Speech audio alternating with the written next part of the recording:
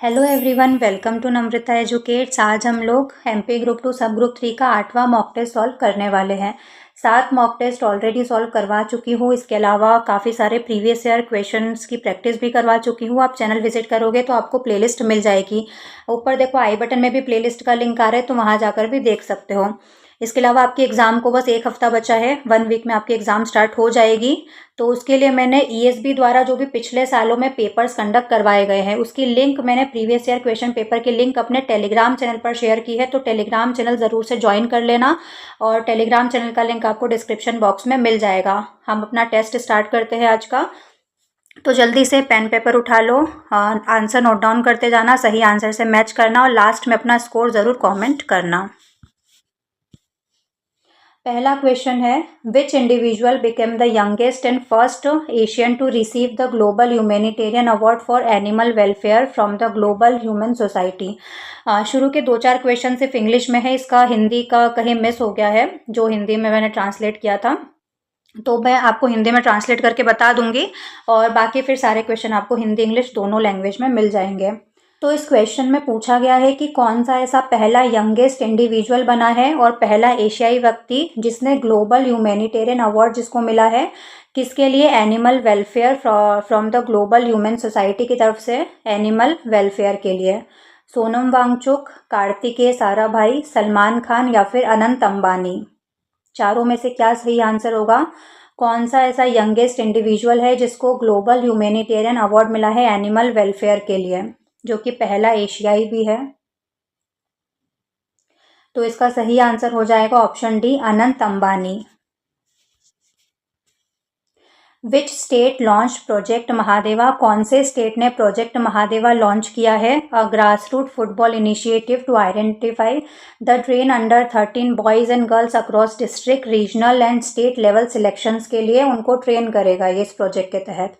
कर्नाटका ने, महाराष्ट्र ने, गुजरात ने या फिर तेलंगाना ने?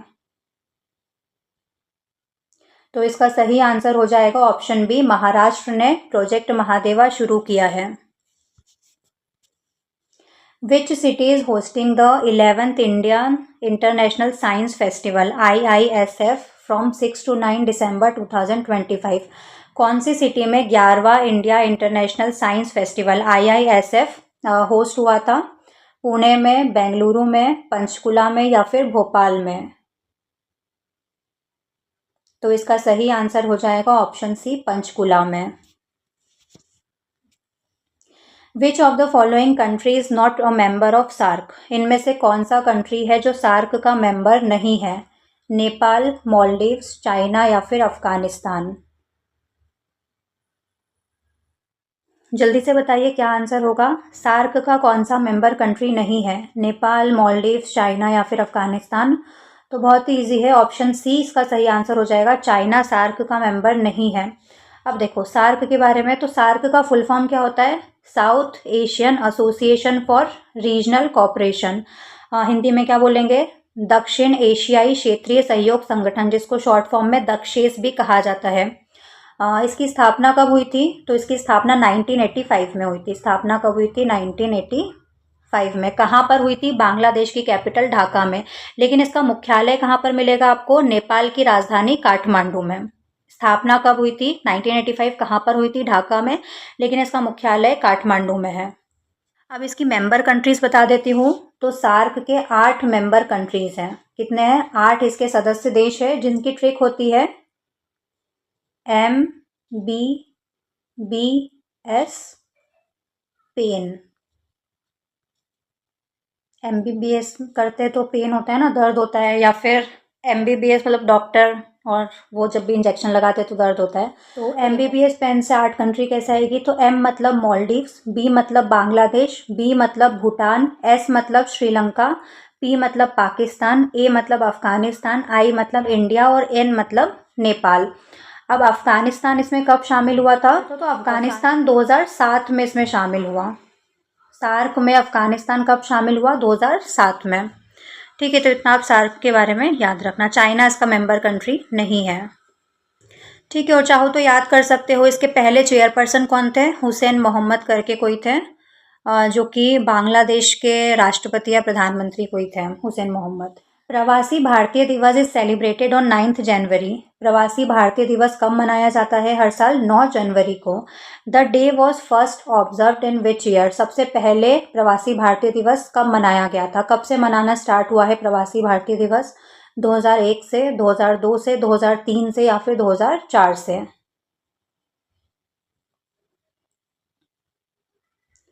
तो 9 जनवरी को ही क्यों मनाते हैं प्रवासी भारतीय दिवस? क्योंकि 9 जनवरी 1915 को महात्मा गांधी दक्षिण अफ्रीका से 21 साल बाद भारत वापस आए थे, इसलिए हम 9 जनवरी को प्रवासी भारतीय दिवस मनाते हैं। और कब से हमने मनाना स्टार्ट किया था? तो ऑप्शन सी 2003 इसका सही आंसर हो जाएगा। 2003 से प्रवासी भारतीय दिवस हर साल मनाना स्टार्ट किया गया था। Which Indian sports team won the Ranji trophy for the 2024-25 champion season? Ranji trophy किसने जीती 2024-25 के लिए? मुंबई ने, दिल्ली ने, कर्नाटका ने या फिर विदर्भ ने? तो इसका सही आंसर हो जाएगा ऑप्शन डी, विदर्भ ने। Who was appointed as the new chairperson of the national human rights commission? NHRC के नए चेयरपर्सन कौन बने हैं? Justice Arun Mishra, justice Sushila Rohatgi, justice V Ramasubramanian या फिर जस्टिस राजीव शर्मा?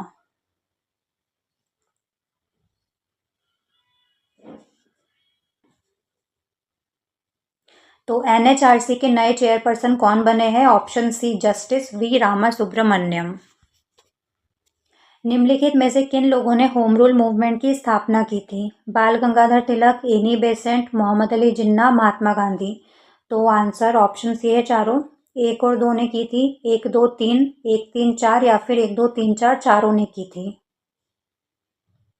तो इसका सही आंसर हो जाएगा ऑप्शन ए 1 और 2। बाल गंगाधर तिलक और एनी बेसेंट इन दोनों ने की थी साल 1916 में। 1916 में होम रूल मूवमेंट की स्थापना हुई थी, जो कि कहाँ से प्रभावित था ये मूवमेंट? आयरलैंड से। The great bath of the Indus valley civilisation was discovered at which site? Sindhu घाटी सभ्यता का विशाल स्नानागार जो था द ग्रेट बाथ, वो किस स्थल पर खोजा गया था? हड़प्पा में, मोहनजोदारो में, लोथल में या फिर कालीबंगा में? तो आपने अगर वो मूवी देखी होगी तो आपको पता होगा। ऑप्शन बी इसका सही आंसर हो जाएगा, मोहनजोदारो। वो स्विमिंग पूल के आसपास डांस करते हैं ना, ऋतिक रोशन, और हीरोइन का नाम क्या है? पूजा हेगड़े थी शायद उसमें। पानीपत का प्रथम युद्ध 1526 बाबर और किसके बीच लड़ा गया था? राणा सांगा, इब्राहिम लोदी, हेमू या फिर शेरशाह सूरी? पानीपत का प्रथम युद्ध किसके साथ लड़ा था बाबर ने? तो ऑप्शन 20 का सही आंसर हो जाएगा, इब्राहिम लोदी। पानीपत का पहला युद्ध 1526 में हुआ था। किन किन के बीच में हुआ था? बाबर और इब्राहिम लोदी के बीच में। राणा सांगा के साथ 1527 में खानवा का युद्ध हुआ था। हेमू और अकबर के बीच में पानीपत का दूसरा युद्ध हुआ था। और शेरशाह सूरी और हुमायूं के बीच में काफ़ी सारे युद्ध हुए थे। चौसा का युद्ध आपने सुना होगा एक। भारतीय रिजर्व बैंक RBI का राष्ट्रीयकरण किस वर्ष में किया गया था? 1935, 1947, 1949 या फिर 1951?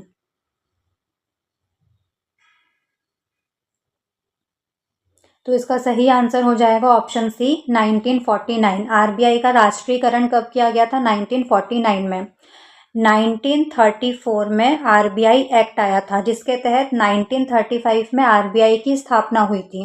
ठीक है, और 1949 में RBI का राष्ट्रीयकरण किया गया था। भारतीय संविधान की प्रारूप समिति के अध्यक्ष कौन थे? जो ड्राफ्टिंग कमेटी थी उसके अध्यक्ष कौन थे? तो संविधान सभा द्वारा कई सारी कार्य समितियां, वर्किंग कमिटीज बनाई गई थी। उनमें से एक कौन सी थी? प्रारूप समिति। उसका अध्यक्ष आपको बताना है कौन थे। Doctor Rajendra Prasad, doctor BR Ambedkar, Jawaharlal Nehru या फिर सरदार वल्लभ भाई पटेल? तो option B doctor BR Ambedkar इसका सही आंसर हो जाएगा। उन्होंने ही पूरा ड्राफ्ट तैयार किया था हमारे संविधान का, इसलिए उनको फादर ऑफ इंडियन कॉन्स्टिट्यूशन कहा जाता है, डॉक्टर BR अम्बेडकर को। मध्य प्रदेश के राजकीय खेल मलखंब को आधिकारिक तौर पर किस वर्ष घोषित किया गया? मलखंब को मध्य प्रदेश का राजकीय खेल कब घोषित किया गया? 2011 में, 2013 में, 2015 में या फिर 2017 में? तो इसका सही आंसर हो जाएगा ऑप्शन बी 2013 में। महाकौशल जबलपुर क्षेत्र से अंग्रेजों के विरुद्ध 1857 के विद्रोह का नेतृत्व किसने किया था? शंकर शाह ने, तात्या टोपे ने, रानी लक्ष्मीबाई ने या फिर भीमा नायक ने? तो जो 1857 की क्रांति हुई थी उसमें जबलपुर महाकौशल क्षेत्र से किसने नेतृत्व किया था? तो ऑप्शन ए शंकर शाह इसका सही आंसर हो जाएगा। महाकौशल जबलपुर वाले क्षेत्र से किसने नेतृत्व किया था? शंकर शाह ने। रघुनाथ शाह, शंकर शाह, इनका नाम सुना होगा। तात्या टोपे भी थे। तात्या टोपे ने नाना साहब की हेल्प भी करी थी और बाद में रानी लक्ष्मीबाई के साथ भी ये थे। और रानी लक्ष्मीबाई ने झांसी से नेतृत्व किया था और झांसी के बाद फिर वो ग्वालियर आई थी सिंधियाओं की हेल्प लेने के लिए, लेकिन सिंधिया यहाँ से चले गए थे। तो फिर ग्वालियर से भी किसने नेतृत्व किया था? रानी लक्ष्मीबाई ने। और भीमा नायक को निमाड़ का रॉबिनहुड कहा जाता है और पूरे भारत का रॉबिनहुड किसको कहा जाता है? टंट्या भील को। मध्य प्रदेश सरकार द्वारा महिलाओं को किस क्षेत्र में उत्कृष्टता के लिए देवी अहिल्याबाई पुरस्कार प्रदान किया जाता है? शास्त्रीय संगीत के लिए, आदिवासी लोक पारंपरिक कला के लिए, साहित्य के लिए या फिर समाज सेवा के लिए? तो बताइए, देवी अहिल्याबाई पुरस्कार किस क्षेत्र में उत्कृष्टता के लिए प्रदान किया जाता है? तो इसका सही आंसर हो जाएगा ऑप्शन बी, आदिवासी लोक और पारंपरिक कला में उत्कृष्टता के लिए ये पुरस्कार प्रदान किया जाता है। आवर्धक कांच जो कि मैग्नीफाइंग ग्लास होता है, उसमें एक बड़ा और सीधा प्रतिबिंब बनाने के लिए किस प्रकार के लेंस का उपयोग किया जाता है? अवतल लेंस का, उत्तल लेंस का, द्विफोकल लेंस का या फिर बेलनाकार लेंस का? तो मैग्नीफाइंग ग्लास में कौन सा लेंस का यूज होता है? तो ऑप्शन बी, उत्तल लेंस इसका सही आंसर हो जाएगा, कॉन्वेक्स लेंस। पेट की अम्लता एसिडिटी के उपचार के लिए एंटाएसिड के रूप में आमतौर पर किस रसायन का उपयोग किया जाता है? Magnesium hydroxide, sodium carbonate, calcium chloride और पोटेशियम नाइट्रेट? तो हमारे स्टमक में कौन सा एसिड होता है? HCl। और एंटाएसिड में किसका यूज करेंगे? ऑप्शन ए, मैग्नीशियम हाइड्रोक्साइड का। ध्वनि की गति निम्नलिखित में से किस में अधिकतम होती है? निर्वात में, वायु में, जल में या फिर स्टिल में? तो सॉलिड में सबसे ज़्यादा होती है, ठीक है, फिर लिक्विड में और फिर गैस में। निर्वात में ध्वनि सुनाई नहीं देती है। ऑप्शन डी इसका सही आंसर हो जाएगा, स्टील। रक्त का कौन सा हिस्सा रक्तस्राव रोकने के लिए थक्का जमने की प्रक्रिया में मदद करता है? RBC, WBC, प्लेटलेट्स या फिर प्लाज्मा? तो ऑप्शन सी इसका करेक्ट आंसर हो जाएगा, प्लेटलेट्स। पृथ्वी पर किसी वस्तु के भार और चंद्रमा पर उसके भार के बीच क्या संबंध होता है? चंद्रमा पर भार पृथ्वी का आधा होता है, चंद्रमा पर भार पृथ्वी का 1/6 होता है, weight on moon 6 times on earth, earth का 6 गुना होता है या फिर भार समान रहता है?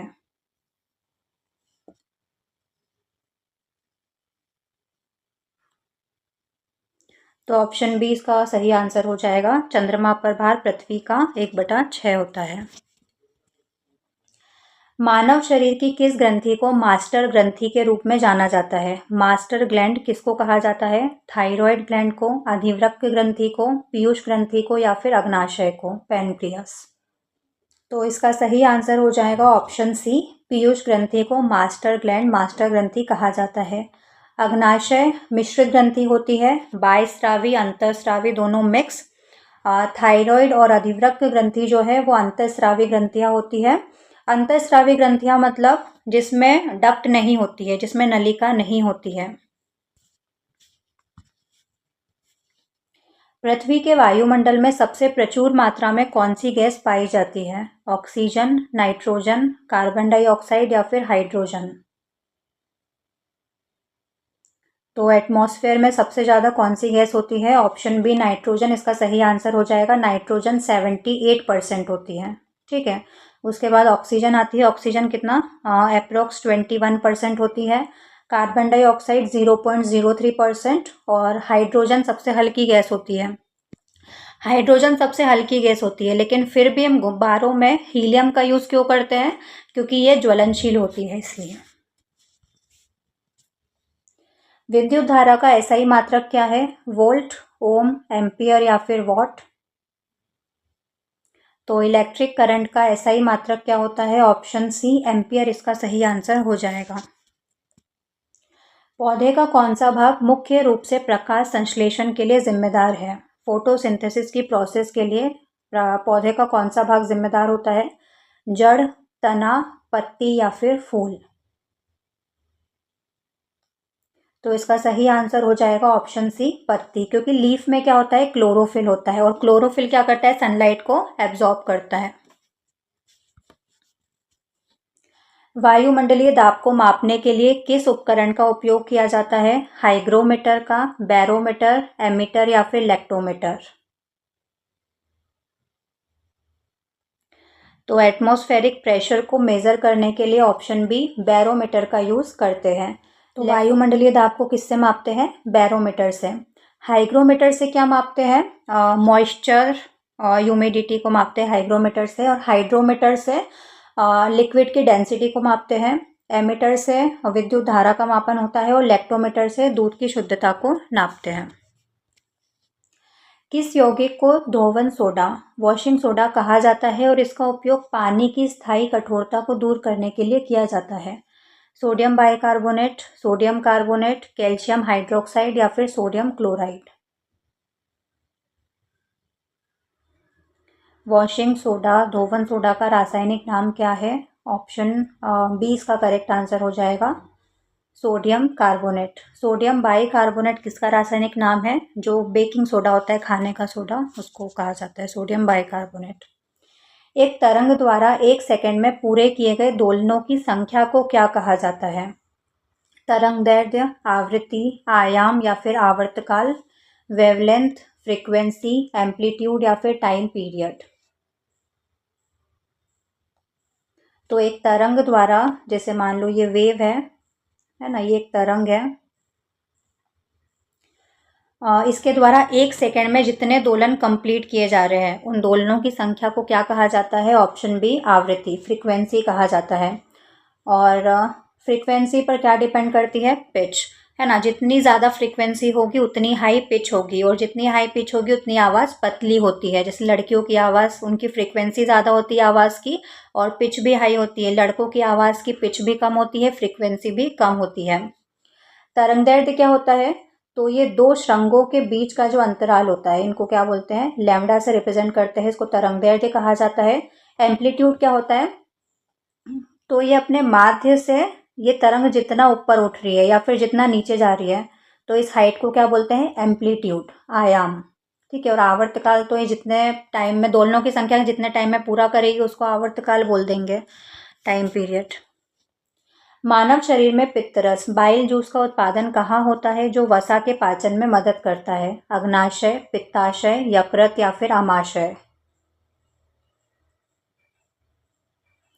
बाइल जूस कहाँ पर बनता है? तो ऑप्शन सी यकृत, लीवर इसका सही आंसर हो जाएगा।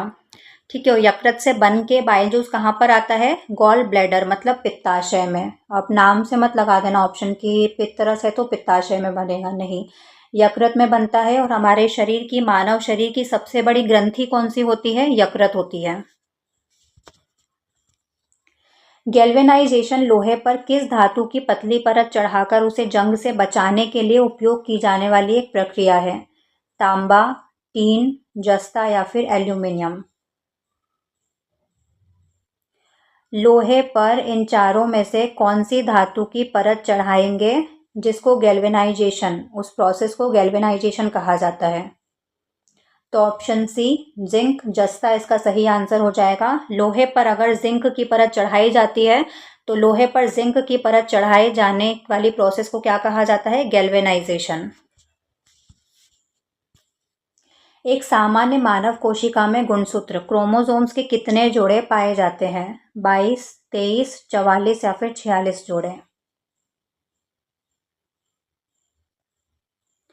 तो क्वेश्चन को बहुत ध्यान से पढ़ना। एक सामान्य मानव कोशिका पूछा है, तो इसका सही आंसर हो जाएगा ऑप्शन बी 23 पेयर्स, 23 जोड़े, 23 जोड़े गुणसूत्र पाए जाते हैं एक सामान्य मानव कोशिका में।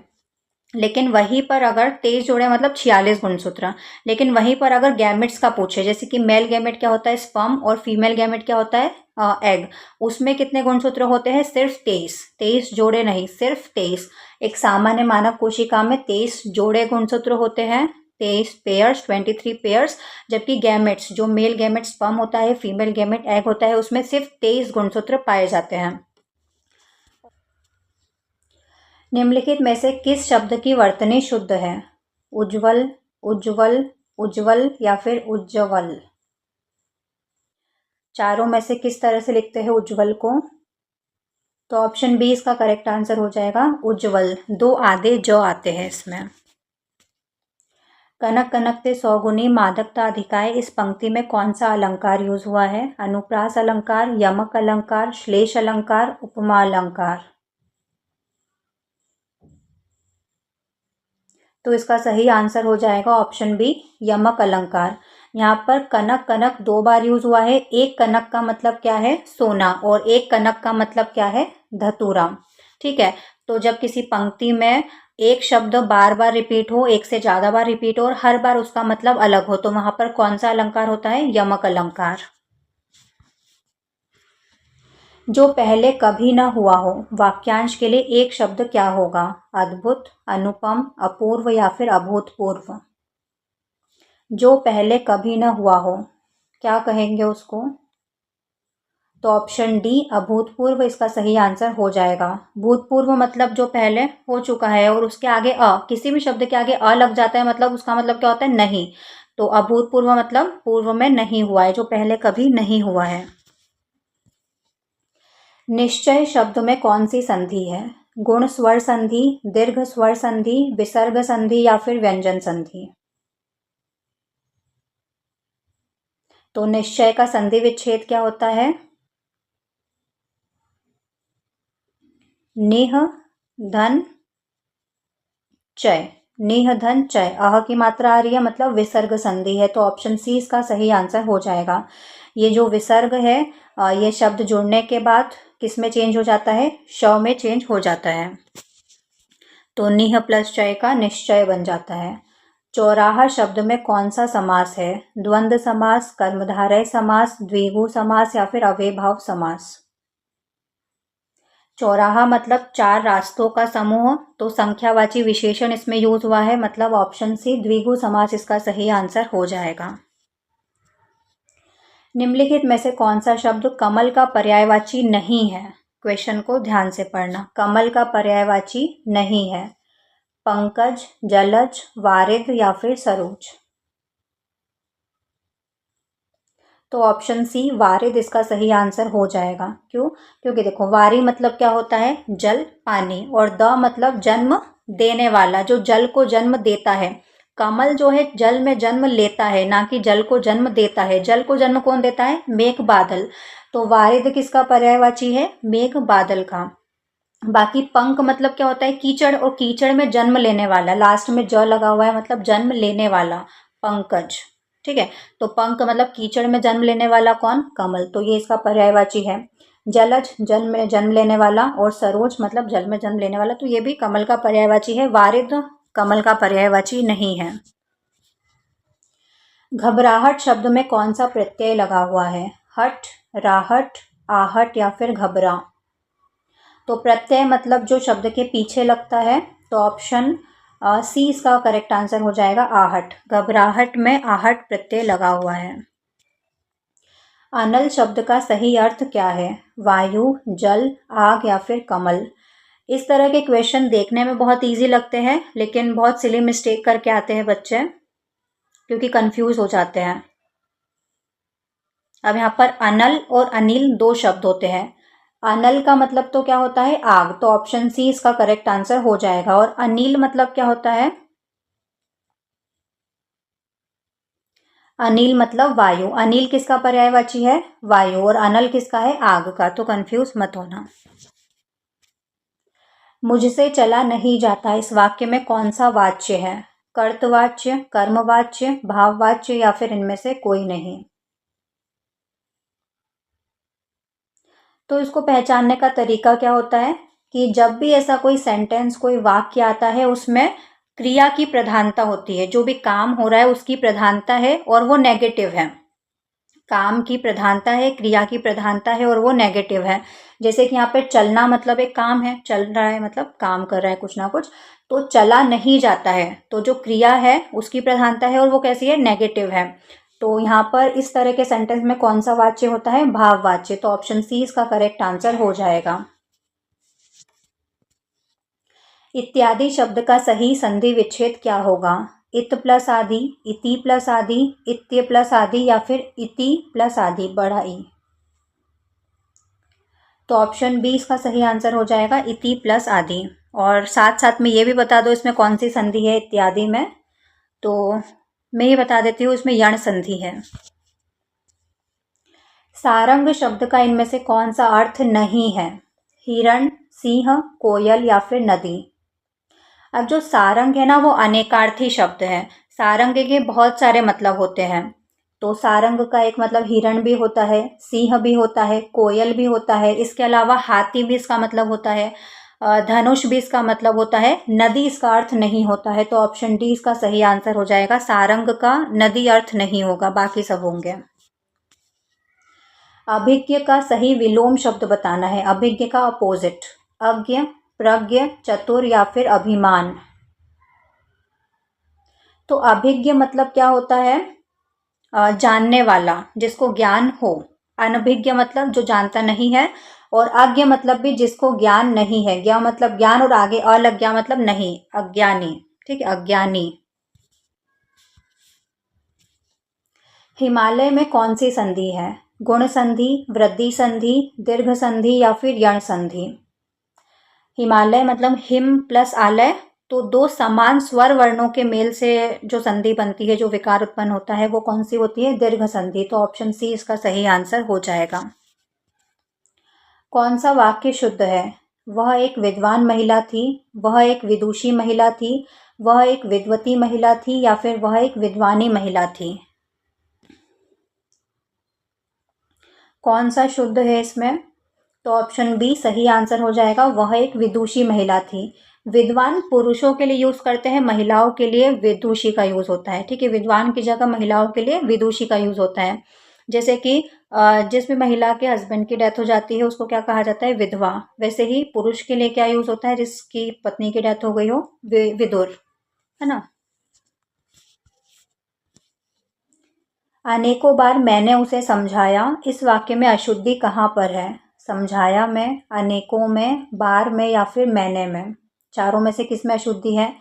समझाया गलत है, अनेकों गलत है, बार गलत है या फिर मैंने गलत है। तो ऑप्शन बी इसका करेक्ट आंसर हो जाएगा। अनेकों नहीं आएगा, अनेक। अनेक अपने आप में एक बहुवचन शब्द है, अनेक। ठीक है, तो अनेकों नहीं होगा उसमें। सीपीयू की कौन सी इकाई गणितीय गणना जैसे कि जोड़, घटाव और तार्किक संचालन, लॉजिकल ऑपरेशंस करती है?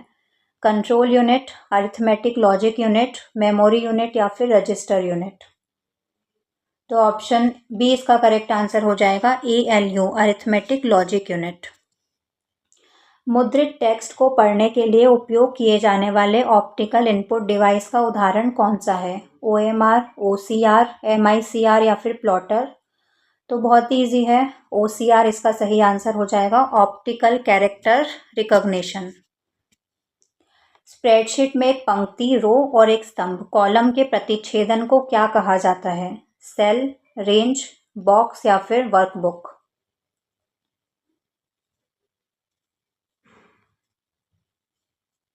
ठीक है, तो ये रो है और ये कॉलम है और ये जहाँ पर प्रतिच्छेदित हो रहा है वहाँ पर क्या बन रहा है? एक सेल। तो ऑप्शन ए इसका करेक्ट आंसर हो जाएगा।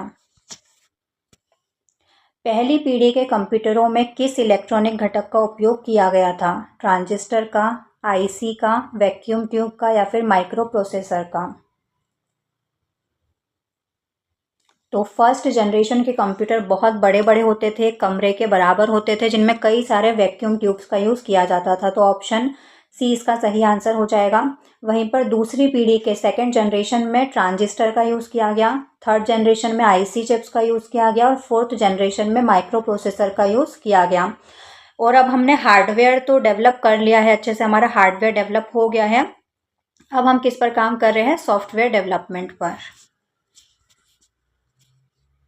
कंपाइलर का मुख्य काम क्या होता है? हाई लेवल लैंग्वेज को मशीन लैंग्वेज में बदलना, मशीन लेवल लैंग्वेज को हाई लेवल लैंग्वेज में बदलना, इंटरनेट की गति को बढ़ाना या फिर कंप्यूटर वायरस को डिलीट करना। तो ऑप्शन ए इसका सही आंसर हो जाएगा। कंपाइलर क्या करता है? हाई लेवल लैंग्वेज को मशीन लैंग्वेज में चेंज करता है, जिसको मशीन समझ सके। निम्नलिखित में से कौन सा नेटवर्क का प्रकार किसी एक शहर के भीतर डेटा संचार के लिए उपयुक्त है? Local area network, metropolitan area network, wide area network या फिर पर्सनल एरिया नेटवर्क। तो यहाँ पर शहर के भीतर की बात हो रही है, तो ऑप्शन बी इसका करेक्ट आंसर हो जाएगा, metropolitan area network. Personal area network मतलब आपस में ही आप एक्सचेंज कर रहे हो। वाइड एरिया नेटवर्क मतलब शहरों के भीतर, बहुत सारे शहरों के भीतर अगर डेटा का संचार हो रहा है तो वो वाइड एरिया नेटवर्क में आ जाएगा। और लोकल एरिया नेटवर्क मतलब एक ही बिल्डिंग के भीतर और एक शहर के भीतर मतलब metropolitan area network. Power point presentation में नई स्लाइड जोड़ने के लिए किस शॉर्टकट की का यूज़ किया जाता है? Ctrl+N, Ctrl+M, Ctrl+S और Ctrl+P। बहुत सारे बच्चों ने जल्दीबाजी में इसका गलत आंसर लगा दिया होगा। तो देखो यहाँ पर क्या बोला गया है? नई स्लाइड जोड़ना है, तो नई स्लाइड जोड़ने के लिए ऑप्शन बी इसका करेक्ट आंसर हो जाएगा, Ctrl+M आएगा। नई फाइल अगर आपको बनानी है, नई फाइल अगर बनानी है तो Ctrl+N का यूज़ होता है, और उसी प्रेजेंटेशन में नई स्लाइड अगर जोड़नी है तो Ctrl+M का यूज़ होता है। MS एक्सेल में पाइवट टेबल का मुख्य उद्देश्य क्या होता है? डेटा को डिलीट करना, डेटा को समराइज और विश्लेषित करना, स्पेलिंग चेक करना या फिर बैकअप बनाना। क्या सही आंसर होगा? तो बहुत इजी है, ऑप्शन बी, डेटा को सारांशित, समराइज और विश्लेषित करना। ठीक है, कोई भी डेटा है उसको अगर हम टेबल फॉर्म में अच्छे से अरेंज कर देंगे तो अच्छे से विश्लेषित हो जाएगा वो। एक कंप्यूटर प्रोग्राम को जो खुद की प्रतियां कॉपीज बनाता है और नेटवर्क के माध्यम से फैलाता है उसे क्या कहते हैं? स्पैम, वर्म, एडवेयर या फिर की लॉगर। तो ऑप्शन बी, वर्म इसका करेक्ट आंसर हो जाएगा। कंप्यूटर स्क्रीन पर इमेज बनाने वाले सबसे छोटे बिंदु को क्या कहा जाता है? बिट, पिक्सल, डॉट या फिर रिजोल्यूशन। तो ऑप्शन बी, पिक्सल इसका सही आंसर हो जाएगा। जितने ज़्यादा पिक्सल होंगे उतनी ही इमेज की क्लैरिटी होगी। एक निबल कितने बिट्स के बराबर होता है? 2, 16, 8 या फिर 4 बिट्स। तो ऑप्शन डी इसका करेक्ट आंसर हो जाएगा। एक निबल 4 बिट के बराबर होता है और 8 बिट मिलके क्या बनता है? एक बाइट बनता है। 4 बिट मिलके एक निबल बनता है, 8 बिट मिलके एक बाइट बनता है, 1024 बाइट मिलके एक केबी, एक किलोबाइट बनता है, 1024 केबी, 1024 किलोबाइट मिलके एक मेगाबाइट, एक एमबी बनता है, और 1024 मेगाबाइट बनके एक जीबी बनता है। कंप्यूटर को बूट करने का अर्थ क्या होता है? कंप्यूटर को बंद करना, ऑपरेटिंग सिस्टम को लोड करना, एंटीवायरस को स्कैन करना या फिर इंटरनेट को कनेक्ट करना। बूट का मतलब क्या होता है? तो ऑप्शन बी इसका करेक्ट आंसर हो जाएगा, ऑपरेटिंग सिस्टम को लोड करना। तो जब भी हम कंप्यूटर को स्टार्ट करते हैं तो BIOS, basic input output system क्या करता है? ऑपरेटिंग सिस्टम को हार्ड डिस्क से रैम में लोड करता है। तो हार्ड डिस्क से जो ऑपरेटिंग सिस्टम होता है उस ऑपरेटिंग सिस्टम को हार्ड डिस्क से रैम में लोड करने की प्रक्रिया को ही बूटिंग कहा जाता है। फोर्ट्रॉन प्रोग्रामिंग भाषा का मुख्य उपयोग किस क्षेत्र में किया जाता है? व्यापारिक कार्यों में, वैज्ञानिक और गणितीय गणनाओं में, ग्राफिक डिजाइनिंग में या फिर गेम बनाने में। तो फोर्ट्रॉन का फुल फॉर्म क्या होता है? Formula translation. तो फॉर्मूलाज किस में आते हैं? साइंटिफिक कैलकुलेशन में, वैज्ञानिक और गणितीय गणनाओं में। तो ऑप्शन बी इसका करेक्ट आंसर हो जाएगा। ईप्रोम का पूर्ण रूप फुल फॉर्म क्या होता है? Electronic programmable read only memory, erasable programmable read only memory, extended process read only memory या फिर external programmable read only memory. तो इसका फुल फॉर्म होता है option B, erasable programmable read only memory. किसी समस्या को हल करने के लिए स्टेप बाय स्टेप प्रक्रिया या फिर निर्देशों के समूह को क्या कहा जाता है? लूप, एल्गोरिदम, सिंटैक्स या फिर कंपाइलर।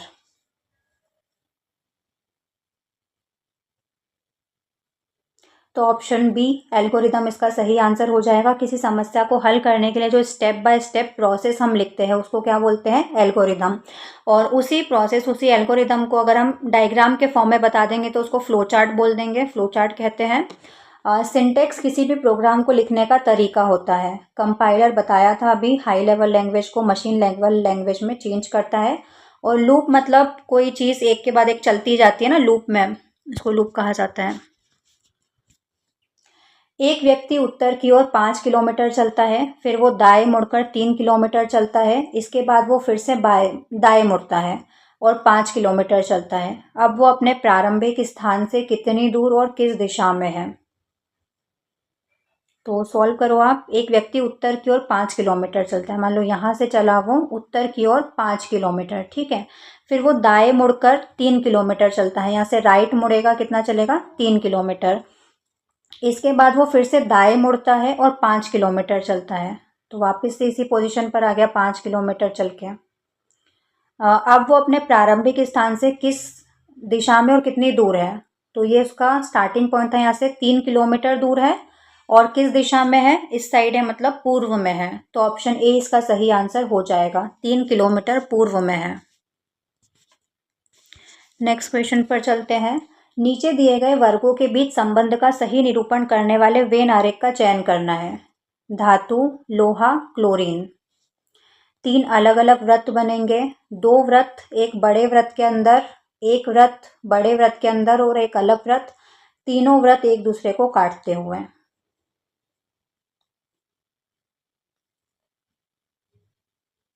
तो ऑप्शन सी इसका सही आंसर हो जाएगा। एक वृत्त बड़े वृत्त के अंदर, एक बड़ा वृत्त किसको दर्शाएगा? धातु को। और सभी आयरन क्या होती है?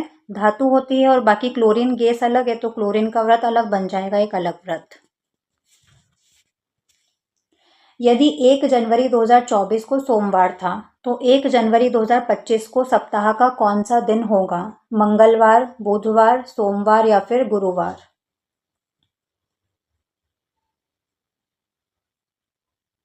तो देखो क्या होता है कि नेक्स्ट ईयर उसी डेट पर क्या होता है, एक दिन आगे बढ़ जाता है। आपने अपने बर्थडे पर हमेशा नोटिस किया होगा कि जब भी आपका जन्मदिन आता है, आपका बर्थडे आता है, जैसे इस साल 2025 में आपका बर्थडे सोमवार को आया था, तो 2026 में कब आएगा? मंगलवार को। 2027 में बुधवार को। तो हर साल उसी डेट पर एक एक दिन बढ़ता जाता है।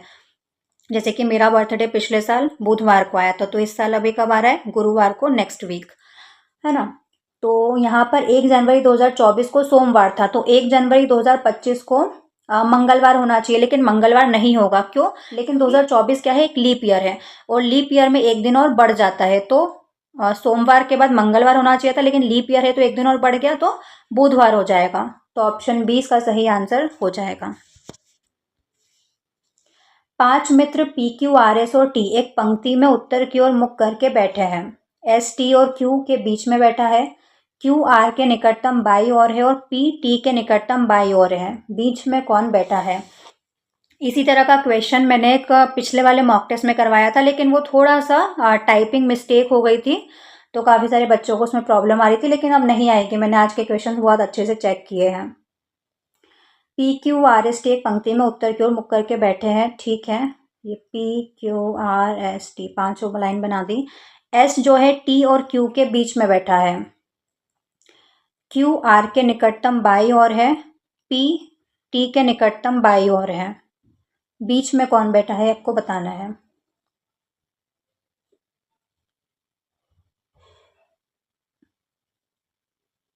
जो एस है वो टी और क्यू के बीच में बैठा है, क्यू आर के निकटतम बाई ओर है, ठीक है। पी टी के निकटतम बाई ओर है, इस तरह से बैठे हैं, तो बीच में एस है। ऑप्शन ए इसका करेक्ट आंसर हो जाएगा। और मैं ही अब आपको सॉल्व करके बता ही दूंगी यहाँ पर, सारे मैथ्स के भी और रीजनिंग के भी, तो आपको प्रॉब्लम नहीं आएगी। दी गई श्रृंखला में लुप्त संख्या ज्ञात करनी है। 15, 30, 60, 120, 240। क्या आंसर होगा? क्वेश्चन मार्क की जगह पर क्या आएगा? 360, 480, 420 या फिर 500। तो बहुत ईजी है। यहाँ दो दो का गुणा करते जा रहे हैं। 15 दूना 30, 30 दूना 60, 60 दूना 120, 120 दूना 240 और 240 में जब दो का गुणा करेंगे तो 480। ऑप्शन बी इसका करेक्ट आंसर हो जाएगा।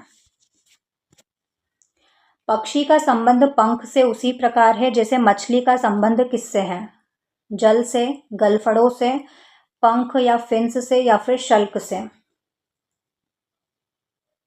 तो ऑप्शन सी इसका करेक्ट आंसर हो जाएगा। जैसे पक्षी के पंख होते हैं वैसे मछली को तैरने में कौन मदद करता है? उनके फिन्स। स्टेटमेंट क्या है? All apples are red, some red things are sweet. तो कंक्लूजन क्या है? All apples are sweet, some apples are sweet. कथन क्या है? सभी सेब लाल है, कुछ लाल चीज़ें मीठी है। निष्कर्ष क्या है? पहला, सभी सेब मीठे हैं। दूसरा, कुछ सेब मीठे हैं। कौन से सही है? केवल एक सही है, केवल दो सही है, दोनों सही है या दोनों सही नहीं है? तो बना लो इसका Venn diagram. All apples are red, तो ऑल एप्पल्स आर रेड, ठीक है। Some red things are sweet, कुछ रेड थिंग्स कैसी है? स्वीट है, तो ऐसा बन जाएगा। अब निष्कर्ष देखते हैं। All apples are sweet, apples और स्वीट में तो कोई भी कनेक्शन दिख ही नहीं रहा है। सम एप्पल्स आर स्वीट, तो एप्पल्स और स्वीट में कोई कनेक्शन है ही नहीं, तो दोनों ही कंक्लूजन गलत है। तो ऑप्शन डी इसका सही आंसर हो जाएगा। जहां पर आपको डायरेक्ट संबंध नहीं दिख रहा है ना, वहां पर कोई भी सही नहीं होगा। यदि दर्पण दाईं ओर रखा जाए तो रीजन शब्द का सही दर्पण प्रतिबिंब कौन सा होगा? ध्यान रखना कहाँ पर रखा है दर्पण को? दाईं ओर। चारों में से कौन सा बनेगा रीजन का? मिरर में देखेंगे तो इमेज, तो लेफ्ट से राइट हो जाएगा और ये पलट जाएंगे, तो ऑप्शन बी इसका करेक्ट आंसर हो जाएगा। ऑप्शन बी ही होगा ना? Ophthalmologist is related to eye in the same way as nephrologist is related to. जैसे ऑप्थेल्मोलॉजिस्ट नेत्र रोग विशेषज्ञ का संबंध किससे होता है? आँख से। उसी प्रकार नेफ्रोलॉजिस्ट का संबंध किससे होगा? नर्वस सिस्टम तंत्रिका तंत्र से, लीवर यकृत से, किडनी गुर्दा या वृक्क से या फिर हार्ट हृदय से। तो आपको पता होगा हमारी जो किडनी होती है, हमारा जो वृक्क किडनी होती है, उसकी सबसे छोटी कार्यात्मक इकाई क्या होती है? नेफ्रॉन। एक किडनी लगभग 10 लाख नेफ्रॉन से मिलकर बनी होती है, तो यही नेफ्रॉन से क्या आ जाएगा? ऑप्शन सी किडनी इसका सही आंसर हो जाएगा। यदि सन को 54 के रूप में कोडित किया जाता है, मून को कैसे कोडित किया जाएगा? तो सन 54 मतलब एस कौन सी पोजीशन पर आता है? 19। यू कौन सी पोजीशन पर आता है? 21। और एन कौन सी पोजीशन पर आता है? 14। तीनों को प्लस करके देख लो, तो 54 आ रहा है, ठीक है। तो ये सम करके आ गया। इसी तरह मून की पोजीशन को भी प्लस कर दो। एम कौन से नंबर पर आता है? 13। और ओ कौन से नंबर पर आता है? 15। और ओ दो बार है तो 15 15 दो बार प्लस करेंगे। और एन 14वें नंबर पर आता है, तो इन चारों को प्लस करेंगे तो कितना आएगा? 17 का 7, 5, 57। ऑप्शन बी इसका करेक्ट आंसर हो जाएगा। दी गई श्रृंखला में लुप्त संख्या ज्ञात करनी है। 2, 12, 36, 80, 150। बहुत ज़्यादा बढ़ रहा है। 210, 252, 258 या 242। सॉल्व करो आप, क्या आएगा इसका आंसर? इंक्रीज हो रहा है ना, प्लस तो नहीं होगा क्योंकि बहुत ज़्यादा इंक्रीज हो रहा है। मल्टीप्लाई अगर करे किसी नंबर से तो 2 6 12, 12 3 6, 36, 36। नहीं बैठ रहा है, ठीक है भी। और स्क्वायर और क्यूब करके देख लो।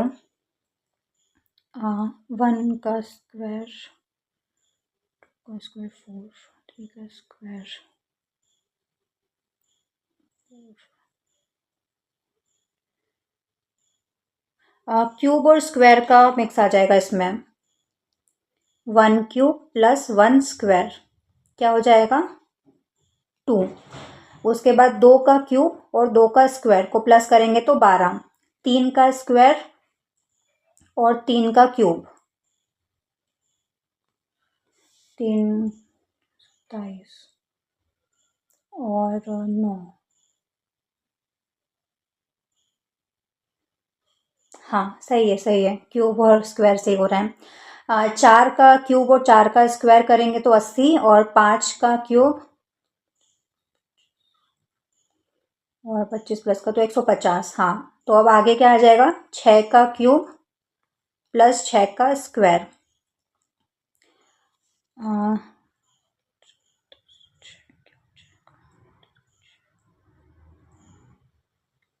36 का क्यूब क्या होता है? 216 और 216 में 36 को जोड़ेंगे तो 6 का स्क्वायर 36। 216 में 36 को अगर जोड़ेंगे तो 5, 252। ऑप्शन 20 का करेक्ट आंसर हो जाएगा 252। यदि एक कोड में लॉजिक को BHFN के लिखा जाता है तो क्लर्क को कैसे लिखा जाएगा? ये चारों में से क्या सही आंसर होगा? तो सबसे पहले सब लेटर की पोजीशन आपको लिखनी होती है। सारे लेटर की पोजीशन लिख के चेक करो क्या हो रहा है।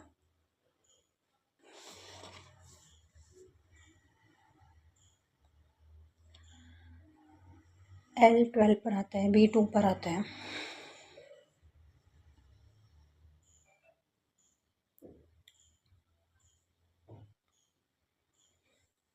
इन्होंने क्या किया है? इसको रिवर्स किया है। लॉजिक को रिवर्स करके एक एक नंबर को माइनस कर दिया है। जैसे C लास्ट में था तो यहाँ पहले नंबर पर आ गया और एक माइनस किया। C के पहले कौन सा आता है? B। फिर I के पहले कौन सा आता है? H। फिर G के पहले कौन सा आता है? F। O के पहले N आता है और L के पहले K आता है। तो इसको भी पलट दो और एक एक माइनस कर देना। तो K सबसे पहले आ जाएगा और K के पहले क्या आता है? J आ जाएगा। तो ये तो एलिमिनेट हो गया। उसके बाद R के पहले क्या आता है? Q। ठीक है। E के पहले क्या आता है? D। तो फोर्थ भी एलिमिनेट हो गया, फर्स्ट या सेकंड में से कुछ हो जाएगा। L के पहले क्या आता है? K। तो ऑप्शन ए इसका करेक्ट आंसर हो जाएगा। और लास्ट में C है, C के पहले B आता है, तो ऑप्शन ए इसका करेक्ट आंसर हो जाएगा। एक निश्चित कोड में 743 को मैंगोज आर गुड लिखते हैं, 657 को ईट गुड फूड लिखते हैं, 934 को मैंगोज आर राइप लिखते हैं। तो राइप के लिए कौन सा अंक है ये आपको बताना है, 9, 4, 3 या फिर 7।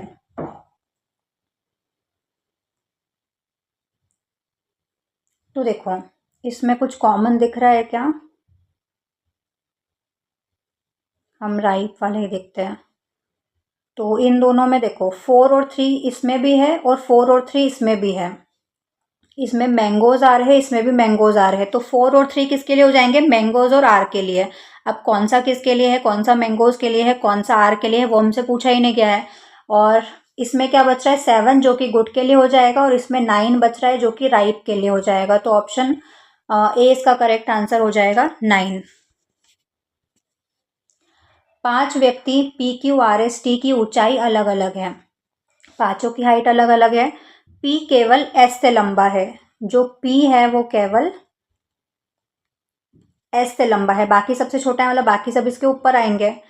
Q R से छोटा है लेकिन T से लंबा है, जो Q है वो R से तो छोटा है लेकिन T से लंबा है। तो सबसे लंबा कौन है? R। ऑप्शन बी इसका करेक्ट आंसर हो जाएगा। इसी तरह से इसको अरेंज करके देख सकते हो। एक शब्द और संख्या व्यवस्था को मशीन 40, 12, 95, 32, 18, 57 इनपुट दिया जाता है। तीसरा चरण क्या होगा यदि नियम अवरोही क्रम डिसेंडिंग ऑर्डर में व्यवस्थित करना है? तो देखो क्वेश्चन उलझाने के लिए, कंफ्यूज करने के लिए इस तरह से दिया है, बाकी कुछ नहीं है। इन सारे जो नंबर्स दिए हैं आपको, इसको अवरोही क्रम डिसेंडिंग ऑर्डर मतलब क्या होता है? बड़े से छोटे में जमाना है। बहुत ही आसान है। सबसे बड़ा 95 है, फिर 57 है, फिर 40 है, फिर 32, फिर 18 और फिर 12 किस में है? 95, 57, 40, 32, 18, 12। ऑप्शन बी इसका करेक्ट आंसर हो जाएगा। कथन क्या है? वार्ड जेड में बड़ी संख्या में लोग पानी से होने वाली घातक बीमारी से पीड़ित हैं। कार्यवाही क्या होनी चाहिए? नगर पालिका प्राधिकरण को वार्ड में स्वच्छ पेयजल उपलब्ध कराने के लिए तत्काल कदम उठाने चाहिए। वार्ड के लोगों को पीने का पानी उबालने की सलाह दी जानी चाहिए।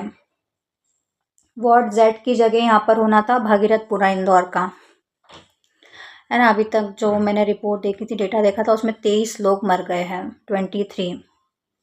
और कार्रवाई में क्या होना चाहिए? रिपोर्टर अगर नेताओं से सवाल करे तो उनको बोलना है कि फोकट के सवाल नहीं पूछना है। खैर वो अलग बात है, इसका आंसर बताऊं। वार्ड जेड में एक बड़ी संख्या में लोग पानी से होने वाली घातक बीमारी से पीड़ित है और नगर पालिका प्राधिकरण को वार्ड में स्वच्छ पेयजल उपलब्ध कराने के लिए तत्काल कदम उठाने चाहिए। वार्ड के लोगों को पीने का पानी उबालने की सलाह दी जानी। तो दोनों ही सही है। ऑप्शन सी, बोथ 1 और 2 दोनों ही कार्रवाइयाँ की जानी चाहिए। ऐसा नहीं बोलना चाहिए कि फोकट के सवाल मत पूछो।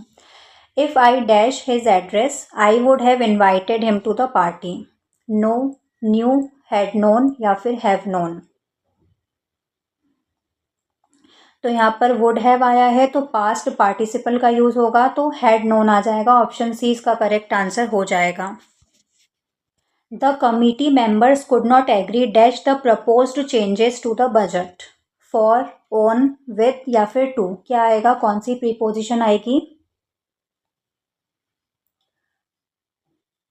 तो देखो, जब भी किसी पर्सन की बात होती है तो वहां पर एग्री विथ यूज होता है। एग्री के साथ विथ कब यूज होता है? जब किसी पर्सन की बात होती है। लेकिन जब किसी टॉपिक, प्लान या फिर इस टाइप के प्रपोजल की बात होती है तो वहां पर एग्री ऑन आएगा। तो यहाँ पर ऑप्शन बी इसका करेक्ट आंसर हो जाएगा, on. Neither the teacher nor the students. Neither the teacher nor the students dash present in the auditorium today. Is आएगा, आर आएगा, वॉज आएगा या फिर हैज आएगा। तो याद रखना, जब भी दो सब्जेक्ट नाइदर नॉर या फिर आइदर और के साथ जुड़ते हैं तो उसमें जो सबसे पास वाला नियरेस्ट सब्जेक्ट होता है उसकी वर्ब आ जाती है। जैसे कि यहाँ पर क्या है? स्टूडेंट्स है। स्टूडेंट होता तो सिंगुलर हो जाता है, स्टूडेंट्स है मतलब प्लूरल है सब्जेक्ट, तो यहाँ पर प्लूरल वर्ब ही यूज होगी। तो ऑप्शन बी इसका करेक्ट आंसर हो जाएगा, आर। इज तो नहीं आएगा और प्रेजेंट की वर्ब यूज होगी क्योंकि टुडे आज की बात ही हो रही है। वॉज तो पास्ट में यूज होता है और हैज परफेक्ट में यूज होता है। मैंने टेंस वाला वीडियो बनाया था उसमें बताया था।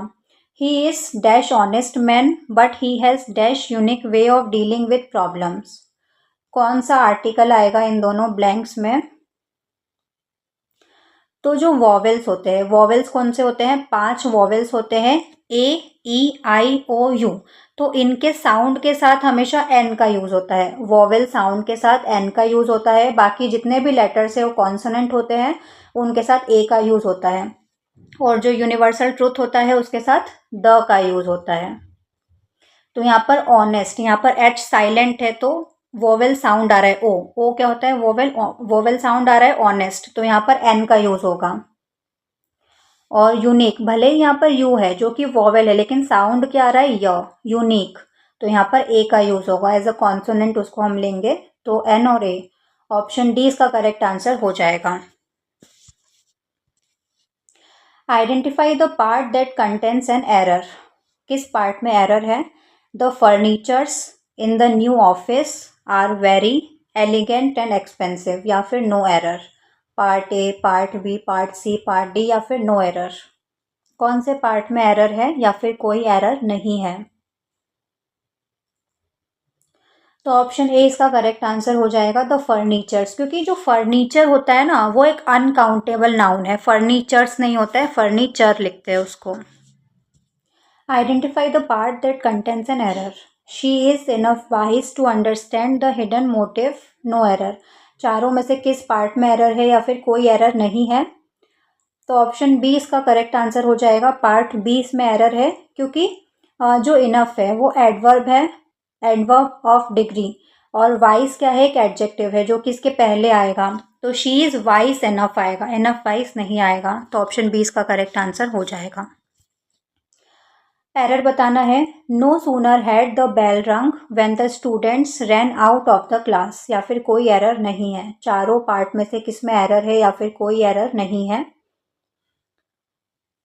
तो इसका सही आंसर हो जाएगा ऑप्शन सी, पार्ट सी में। देखो कंजंक्शंस आपको पता होगा, दो सेंटेंस को जोड़ने के लिए जिस शब्दों का यूज़ किया जाता है उसको क्या बोलते हैं, कंजंक्शन। जैसे कि he is very handsome but he is not good, but क्या हो जाएगा, कंजंक्शन, दो सेंटेंस को जोड़ा है उससे। तो यहाँ पर जो नो सूनर हैड है वो क्या है, को रिलेटिव कंजंक्शन है, और इसके बाद देन आएगा, व्हेन नहीं आएगा, तो देन आना चाहिए था इसकी जगह, इसलिए यहाँ पर एरर है। Choose the correct indirect speech, she said I am reading a book now. इसका इनडायरेक्ट स्पीच क्या होगा, she said that she is reading a book now, she said that she was reading a book then, she told that she was reading a book now, या फिर she said that she had been reading a book then. तो she said आएगा, ये जो inverted comma होता है इसकी जगह क्या आ जाएगा, दैट। तो शी सेड दैट, इसके बाद आई एम प्रेजेंट का है तो ये पास्ट में चेंज हो जाएगा, she was, she said that she was reading a book now की जगह देन आ जाएगा। तो ऑप्शन बी इसका करेक्ट आंसर हो जाएगा, she said that she was reading a book then. Choose the correct indirect speech choose करना है, the teacher said to the students do not make a noise. क्या सही आंसर होगा, पढ़ लो options चारों। ठीक है, आपने ऑप्शंस पढ़ लिए, क्या आंसर होगा इसका, ऑप्शन बी इसका सही आंसर हो जाएगा, the teacher forbade the students to make a noise. Forbade का मतलब होता है नॉट टू डू समथिंग, है ना, नॉट उसी में इंक्लूड हो जाता है तो अलग से नॉट को लिखने की ज़रूरत नहीं पड़ती है। या फिर इसको एक और तरह से हम चेंज कर सकते हैं इनडायरेक्ट में, इस तरह से भी बोल सकते हैं, the teacher ordered the students not to make a noise. ये भी इसका सही फॉर्म हो सकता है इनडायरेक्ट स्पीच का। दोनों में से जो भी ऑप्शन में हो वो टिक कर सकते हो। What is the meaning of the idiom to cry over spilt milk. ये जो ईडियम है, ये जो मुहावरा है, to cry over spilt milk, इसका मतलब क्या होता है, to complain about a loss from the past that can not be undone, to be very careless with food, to ask for help immediately, to cry loudly for attention. तो इसका सही answer हो जाएगा option A, to complain about a loss from the past that can not be undone. मतलब बीती बिताई जो बातें हो गई है और वो हो चुका है पास्ट में, अब उसको हम नहीं सुधार सकते, या कुछ गलती हो गई है उसको नहीं हम चेंज कर सकते, तो उसी पर रोते रहना, तो टू कंप्लेन करते रहना, to complain about a loss from the past that can not be undone, उसको हम चेंज नहीं कर सकते हैं। Select the most appropriate antonym of the given word, barren. Antonym मतलब विलोम शब्द, अपोजिट वर्ड बताना है आपको बैरन का। डेजर्ट, इनफर्टाइल, फर्टाइल या फिर एम्प्टी। तो बैरन मतलब क्या होता है, बंजर, जो भूमि, जो ज़मीन बंजर हो जाती है, जिस पर खेती नहीं की जा सकती, वहाँ की जो मिट्टी है उसकी उर्वरकता खत्म हो चुकी है, तो बंजर भूमि है। तो इसका अपोजिट बताना है, तो फर्टाइल लैंड, उर्वरक भूमि इसका सही आंसर हो जाएगा। Choose a wrongly spelled word, इन चारों में से किसकी स्पेलिंग गलत है, एकोमोडेशन, ऑकर्ड, प्रोफेशनल या फिर कमिटी। तो ऑप्शन डी इसका करेक्ट आंसर हो जाएगा, क्योंकि डबल एम डबल टी आता है और डबल ई आता है, तो यहाँ पर एक ही टी है तो डबल टी आएगा। 150 मीटर लंबी एक ट्रेन 54 किलोमीटर प्रति घंटा की गति से चल रही है, एक खंबे को पार करने में से कितना समय लगेगा, 8 सेकेंड, 10 सेकेंड, 12 सेकेंड या फिर 15 सेकेंड। तो यहाँ पर देखना, यहाँ पर 150 मीटर में दिया है, यहाँ पर 54 किलोमीटर प्रति घंटा है, तो इसको सबसे पहले मीटर प्रति सेकंड में चेंज कर लो। तो 54 को मीटर प्रति सेकंड में चेंज करने के लिए 5/18 से इसको डिवाइड कर देंगे, तो 18 एकम 18, 18 तिया 54, 5 तिया 15, तो 15 मीटर प्रति सेकंड तो क्या आ गई, इसकी स्पीड आ गई। और डिस्टेंस कितनी है, लंबाई उसकी ट्रेन की 150 मीटर, टाइम निकालना है, तो फॉर्मूला हमको पता ही है, स्पीड इज इक्वल्स टू क्या होता है, डिस्टेंस अपॉन टाइम। स्पीड कितनी आई है 15, डिस्टेंस कितनी है 150, और टाइम निकालना है। तो ये टाइम इधर चला जाएगा, 15 इसके नीचे आ जाएगा, तो ये काट देंगे, 15 एकम 15 और 0, तो 10 इसका आंसर हो जाएगा। टाइम कितना हो गया? 10 सेकेंड। ऑप्शन बी इसका करेक्ट आंसर हो जाएगा। एक दुकानदार एक वस्तु को 960 रुपये में बेचता है, उसे 20% की हानि होती है। वस्तु का क्रय मूल्य क्या था? 1100, 1200, 1250 या फिर 1150? जल्दी से सॉल्व करो, पॉज करके भी सॉल्व कर सकते हो। ठीक है, तो यहाँ पर मैं सॉल्व करवा देती हूँ। देखो, सीपी का फॉर्मूला लगा देना डायरेक्ट। क्या होता है? एसपी इंटू 100 अपॉन में 100 माइनस लॉस परसेंट। ठीक, एसपी कितना दिया था यहाँ पर, बेचा कितने में था उसने? 960 रुपये में। उसमें 100 का गुना करेंगे। और लॉस परसेंट कितना था? कितने का उसको हानि हो रही थी? 20% की। और 100 में से माइनस करेंगे तो 80 हो जाएगा। इसको काट दो, कितना आ जाएगा?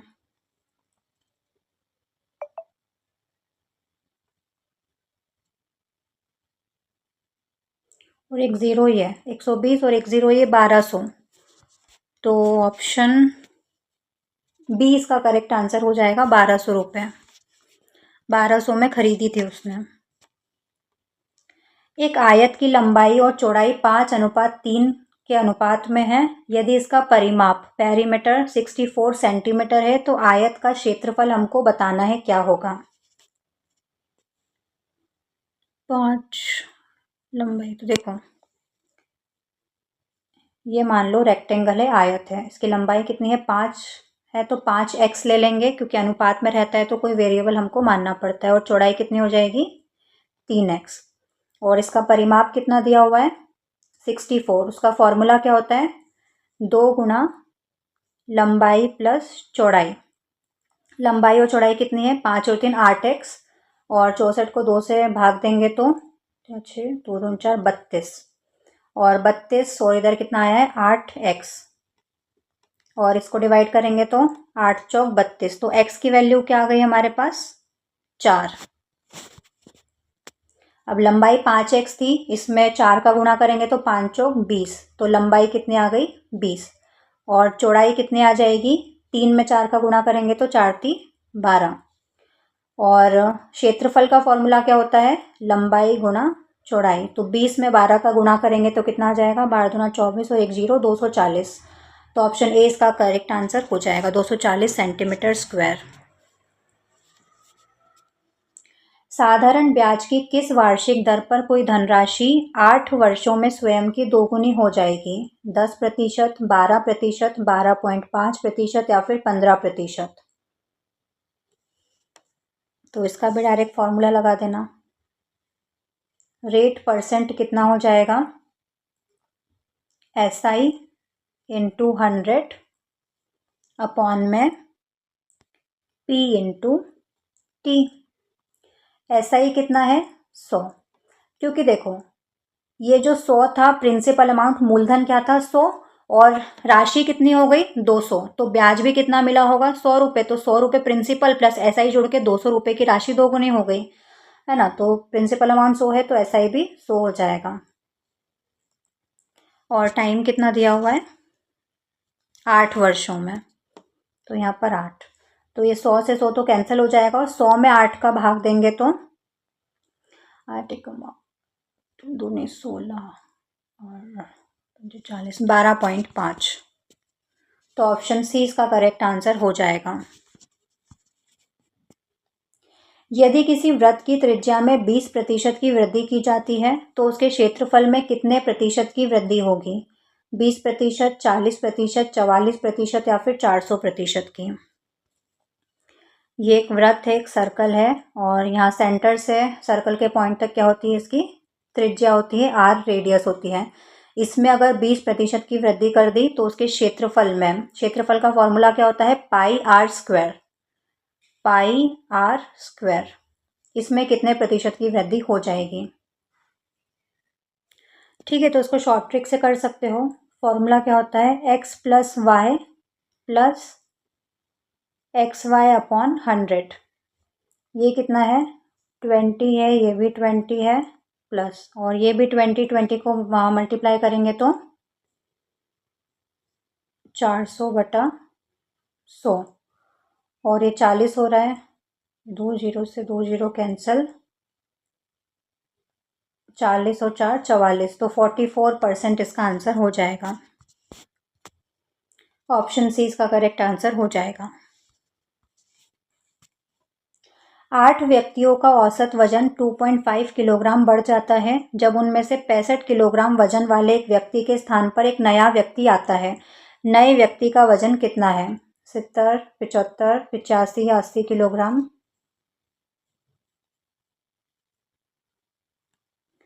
तो देखो टोटल वजन में वृद्धि कितनी हुई? 2.5 किलो बढ़ा, तो उसमें मल्टीप्लाई करेंगे तो कितना आएगा? कितना आ जाएगा? 20 किलो। तो टोटल वजन में कितनी वृद्धि हुई है? 20 किलो की वृद्धि हुई है। अब जो नए वजन का व्यक्ति है वो किसके बराबर होगा? ओल्ड वजन वाले व्यक्ति के प्लस टोटल वजन में जितनी वृद्धि हुई है वो। तो ओल्ड कितना था? 65 था, और वजन में वृद्धि कितनी हुई है? 20। तो 65 और 20 कितना हो जाएगा? 85। तो ऑप्शन सी इसका करेक्ट आंसर हो जाएगा। नल ए एक टैंक को 20 मिनट में भर सकता है और नल बी उसी टैंक को 30 मिनट में भर सकता है। यदि दोनों नलों को एक साथ खोल दिया जाए तो टैंक को भरने में कितना समय लगेगा? 10 मिनट, 12 मिनट, 15 मिनट या फिर 25 मिनट। तो यहाँ पर दोनों का एलसीएम निकाल लेंगे। 20 और 30 का एलसीएम कितना हो जाएगा? 60। एलसीएम आपको निकालना आता होगा, ठीक है। लोएस्ट कॉमन मल्टीपल कितना हो जाएगा? 20 और 30 का 60। अब ए की कैपेसिटी कितनी हो जाएगी? 60/20। 3। बी की कैपेसिटी कितनी हो जाएगी? 60/30, मतलब 2। ठीक है, ए की कैपेसिटी कितनी हो गई? 3। बी की कैपेसिटी कितनी हो गई? 2। तो दोनों की कितनी हो गई? 3 और 2 5। अब ये जो 60 था इससे 5 को भाग देंगे तो कितना आ जाएगा? बचेगा 5, 5 दूना 10, 12। तो ऑप्शन बी 12 मिनट इसका सही आंसर हो जाएगा।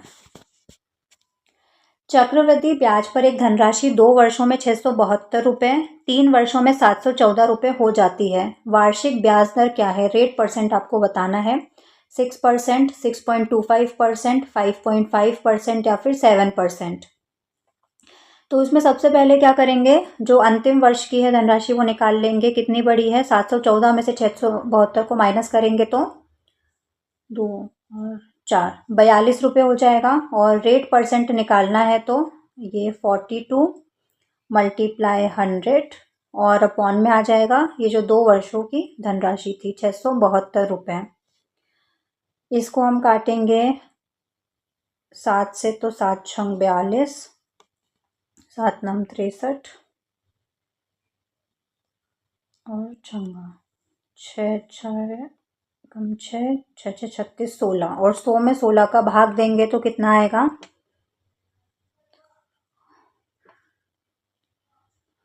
16 छंग 96, तो 6, और पॉइंट में तो आएगा ही आंसर, तो 6.25। ऑप्शन बी इसका करेक्ट आंसर हो जाएगा। एक वर्ग का विकर्ण 10√2 सेंटीमीटर है तो इसका परिमाप हमको ज्ञात करना है। 20 सेंटीमीटर होगा, 40 सेंटीमीटर होगा, 30 सेंटीमीटर होगा या फिर 80 सेंटीमीटर होगा। तो वर्ग के विकर्ण का फॉर्मूला क्या होता है? a√2। ठीक है, तो यहाँ पर a की जगह क्या है? 10, तो a की वैल्यू क्या हो जाएगी? 10।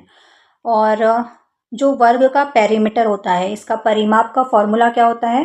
4 इंटू ए।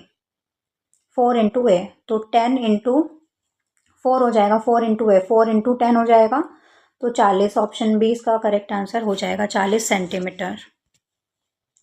√0.00049 का मान ज्ञात करना है। 0.07, 0.0007, 0.007 या फिर 0.7।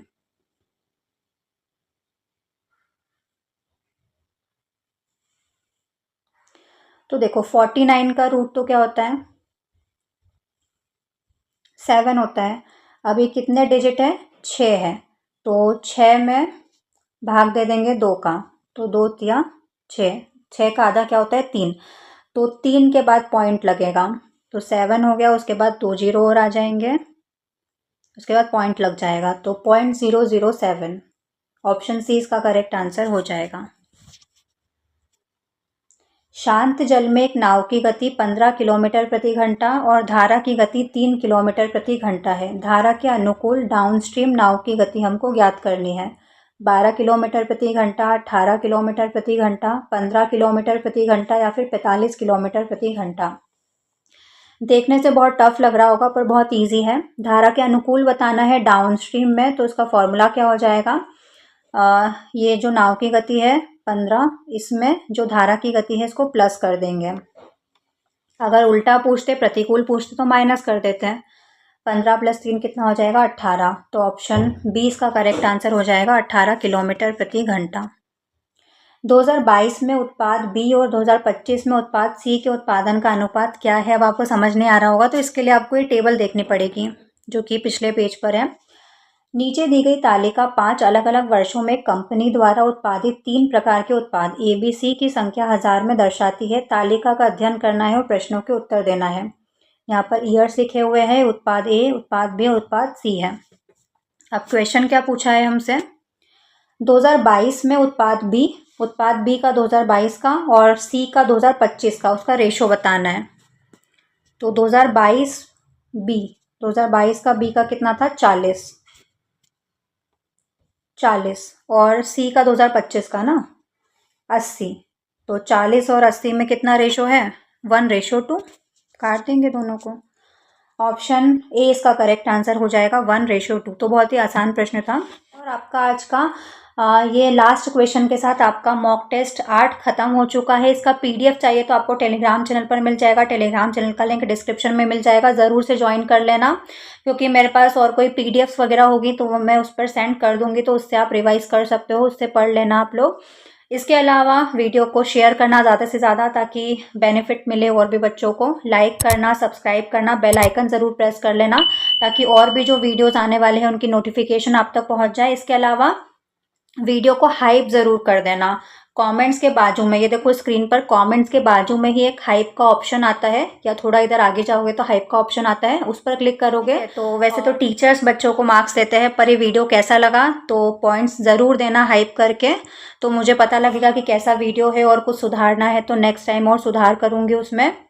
और स्क्रीन पर देखो MP ग्रुप 2 सब ग्रुप 3 की प्लेलिस्ट शो हो रही है, उस पर क्लिक करके आपको काफ़ी सारे वीडियोस मिल जाएंगे, मॉक टेस्ट के, PYQs के, तो वहाँ जाकर आप देख सकते हो। इम्पॉर्टेंट टॉपिक के वीडियोस भी है, तो वहाँ जाकर देख लेना। तो आज के लिए बस इतना ही, हम मिलते हैं नेक्स्ट वीडियो में। जय हिंद।